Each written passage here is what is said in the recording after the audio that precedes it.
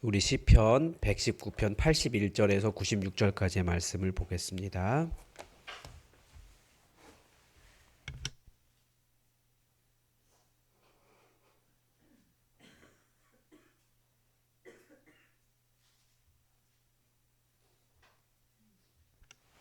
시편 119편 81절에서 96절까지 우리 하나님의 말씀을 다 함께 받들어 읽겠습니다.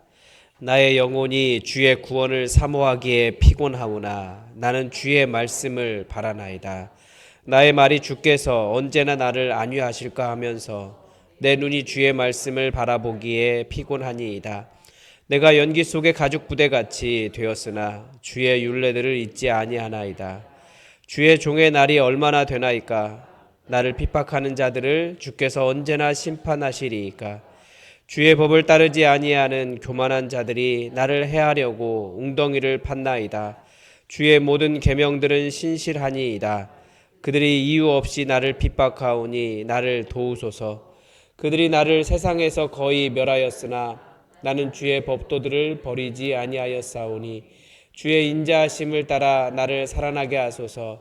그리하시면 주의 입의 교훈들을 내가 지키리이다. 여호와여, 주의 말씀은 영원히 하늘에 굳게 섰사오니 주의 성실하심은 대대에 이르나이다. 주께서 땅을 세우셨으므로 땅이 항상 있사오니 천지가 주의 규례대로 오늘까지 있음은 하늘이 주의 법이 나의 즐거움이 되지 아니하였더라면 내가 내 고난 중에 멸망하였으리이다. 내가 주의 법도들을 영원히 잊지 아니하오니 주께서 이것들 때문에 나를 살게 하심이니이다. 나는 주의 벗이오니 나를 구원하소서. 내가 주의 법도들만을 찾나이다. 악인들이 나를 멸하려고 엿보오나 나는 주의 증거들만을 생각하겠나이다. 내가 보니 모든 완전한 것이 다 끝이 있어도 주의 계명들은 심히 넓으니이다. 아멘. 우리는 항상 하나님께서 우리 삶에 행하실 일들을 기대하는 사람들입니다. 하나님의 일하심, 하나님의 권능을 사모합니다. 그래서 우리가 기도하는 거죠. 그런데 때로는 우리가 잘 알다시피 하나님의 응답이 이렇게 없거나 혹은 그래서 우리가 지치고 힘들 때가 있습니다. 하나님의 응답이 없어서 마음이 힘들어서 솔직하게 하나님 저 힘들어요.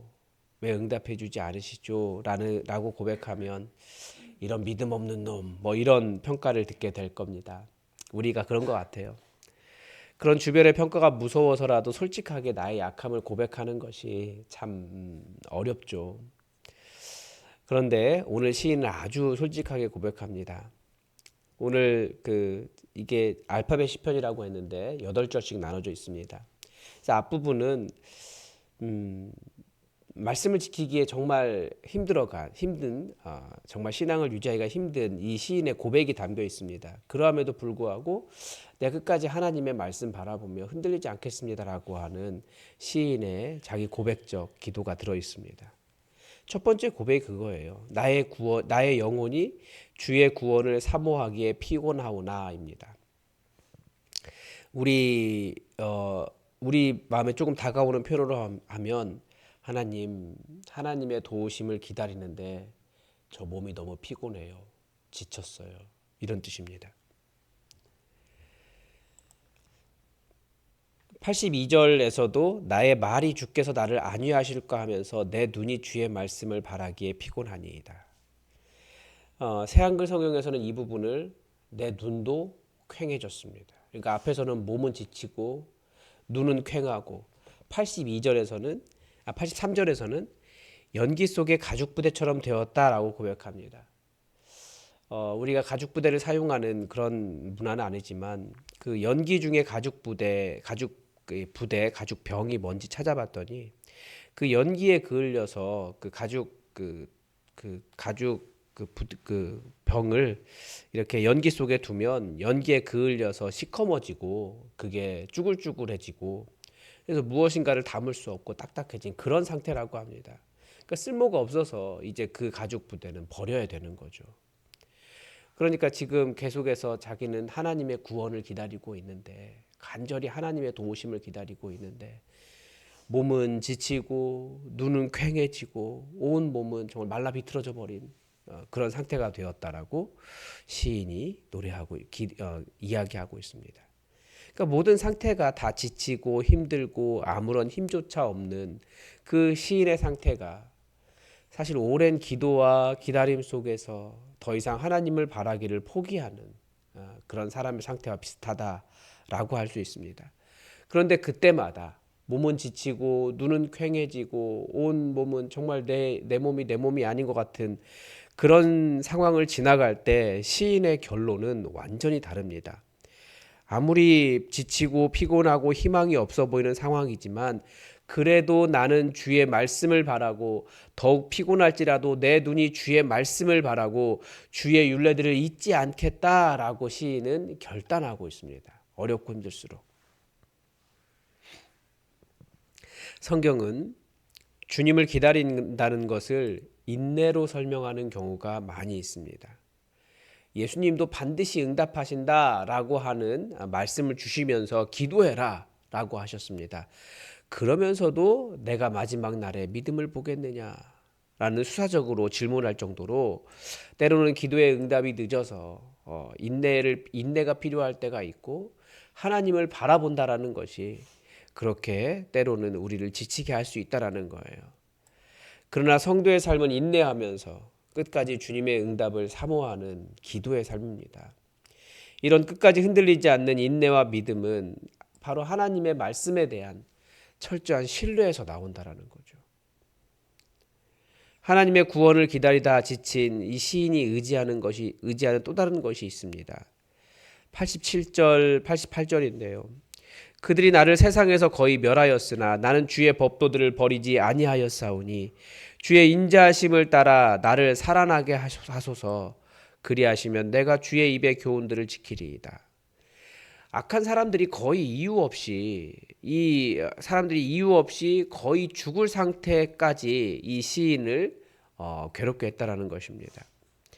계속 시편을 묵상하면서 이 시편 안에 나오는 많은 원수, 대적, 악 이런 것들이 우리 인간과 개인에게 다가오는 질병, 가난, 사회적인 불의 이런 것이라고 이렇게 해석하라고 말씀을 드린 적이 있습니다. 질병도 그렇습니다. 질병도 우리 인간을 거의 죽게 합니다. 질병은 잘 떠나지 않아요. 기도해도. 다른 것들은 잘 기도가 응답되는데 질병은 잘 모르겠습니다. 가난도 우리를 너무나 힘들게 할 수 있습니다. 초라하게도 만들고 얼굴을 들지 못하게도 합니다. 사회적인 불의는 사회를 굉장히 어렵게 하죠. 우리는 그렇지 않다라고 생각을 하지만 여전히 굉장히 불의한 상황들이 여전히 이 땅에서도 이루어지고 있고 전 세계에는 만연합니다. 사람을 도구로 사용하는 문화나 그런 연약한 문화 속에서 그런 연약한 삶을 살아가는 사람들은 아무런 희망을 가지지 못하게 합니다. 우리를 거의 죽게 만드는 일이 많이 있습니다. 저는 말이 그렇게 힘들더라고요. 모진 말도 들으면 그렇게 힘들고 모질지 않은 말을 들어도 힘들 때가 있습니다. 왜냐하면 말이 내 안에 들어오면 내 안에서 막 후벼 파고 다녀요. 그런데 결국 그 모든 것들을 이겨낼 수 있는 흔들리지 않는 굳건한 심지가 무엇일까요? 그게 하나님의 말씀이라는 거예요.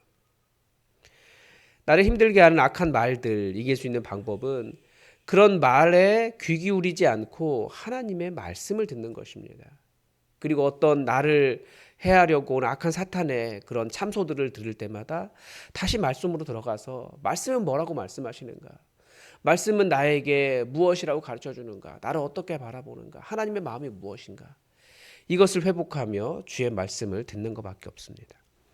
즉 이런 거의 죽게 된 상황에서도 시인이 한 일은 여전히 주의 법도를 버리지 않았다라는 것입니다. 그리고 이렇게 끝까지 주의 말씀을 의지한 시인을 살린 것은 주의 인자하심이라는 거예요. 하나님의 인자하심은 사랑이다라고도 말할 수 있습니다. 하나님께서 시인을 사랑하신 이유는 바로 그분이 우리 하나님이 그 사람의 하나님이시기 때문입니다. 이 땅 위에 많은 사람들 중에서 바로 그 사람을 사랑하신 하나님이, 그러니까 우리를 사랑하신 하나님이 어떻게 사랑을 보여주셨습니까? 우리는 예수님의 십자가를 통해 하나님의 사랑의 고백을 들었고 그 사랑 고백을 받아서 하나님의 자녀가 된 사람들입니다. 내가 먼저 하나님을 사랑한 것이 아니라 변함없으신 하나님께서 변함없이 먼저 우리를 사랑하셨기 때문에 우리는 어려움을 겪어도 주의 인자하심을 따라 우리를 살리실 것을 변함없이 믿는 것입니다. 나를 의지하는 것이 아니고 나를 사랑하신 주님의 인자하심을 믿는 거예요. 그래서 시인의 고백은 이것입니다. 나는 다시 하나님의 증거들을 붙잡겠습니다. 세상은 계속해서 하나님의 살아계심의 증거들을 어떻게든지 거짓이라고 말하려고 하지만 끝까지 다시 하나님의 증거들을 붙잡겠습니다. 이것입니다. 그러니까 시편 119편 처음에 시작하면서도 하나님의 증거들이 무엇이냐, 이 말씀에 기록된 하나님의 놀라운 역사들이에요. 우리의 기도를 들으시고 우리에게 응답하시고 우리의 삶을 인도하시고 새로운 민족이 되게 하시고 하나님의 일을 이루신 그 일들, 그 증거들, 하나님의 살아계심의 증거들을 나는 끝까지 붙잡겠다라는 거예요. 나는 다시 하나님의 증거들을 붙잡겠습니다. 세상은 계속해서 하나님의 살아계심의 증거들이 거짓이라고 말합니다. 또 사람이 신기한 것이 계속 옆에서 거짓이라고 말하면 안 믿어요. 반대로 거짓을 진실이라고 말하면 그것을 또 진실이라고 믿는 것이 인간이에요. 그래서 우리는 사람들의 말을 듣는 것이 아니라 더욱더 말씀을 들어야 됩니다. 성경 말씀을 믿지 않으면 계속 흔들려요. 하나님께서 지켜주신다고 말씀하셔도 믿지 못하고 헛된 우상이 지켜줄 것처럼 그렇게 따르게 됩니다. 그래서 우리는 흔들릴수록, 무거울수록, 힘들수록 성경을 읽고 성경에서 발견한 하나님을 믿고 하나님을 사랑하며 하나님께서 행하실 권능과 기적을 포기하지 않는 사람들입니다. 95절에서 보면 악인들이 나를 멸하려고 엿보거나 나는 주의 증거들만을 찾겠나이다.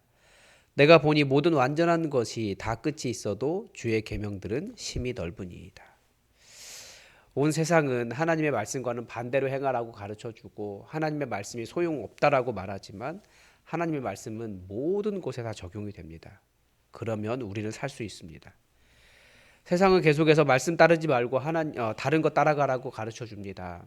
그것이 사는 길이라고 말하지만 성경은 분명하게 하나님의 말씀 따라가는 것이 사는 길이라고 가르쳐줍니다. 우리가 그렇게 어떻게든지 주의 말씀 붙잡고 흔들리지 않고 우리를 지치게 하고 하나님을 바라보는 것이 때로는 많이 힘들 수도 있지만 상황이 변하지 않기 때문에 어려울 수 있지만 끝까지 주님의 증거들이 우리 삶에 나타날 것을 포기하지 않고 믿음의 길을 걸어갈 수 있기를 바랍니다. 오늘도 하나님의 뜻이 우리에게 이루어지기를 주기도문으로 기도하겠습니다. 하늘에 계신 우리 아버지, 아버지의 이름을 거룩하게 하시며 아버지의 나라가 오게 하시며 아버지의 뜻이 하늘에서와 같이 땅에서도 이루어지게 하소서. 오늘 우리에게 일용할 양식을 주시고